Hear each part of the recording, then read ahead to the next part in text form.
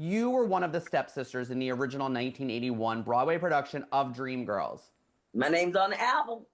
Can you describe what that rehearsal process was like and then going into the Let me sort of tell you like what was something. a supernova of a show? Well, let me tell you. So this is how a lot of things work, just like in film. You don't work together all the time. So, and they used to put me and there was two other young ladies. They would put all the dreams choreography on us. So we would learn. Michael Peters would teach us all the, all the choreography, all the stuff, and then he'd bring us in to show, Loretta and Cheryl and Debbie, and they would see the stuff, and then they learned from what we did. And he was just kind of, we were like his lab rats. He would figure out what they were going to do on us.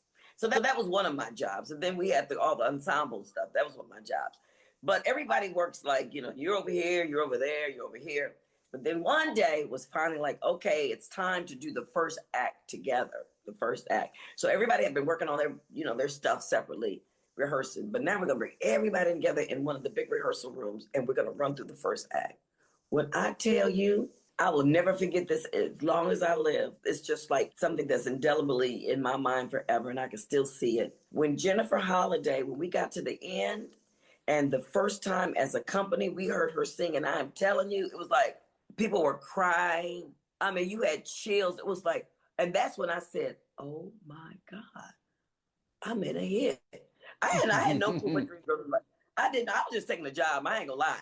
Yeah, One job was over and I needed another job, to keep going. totally.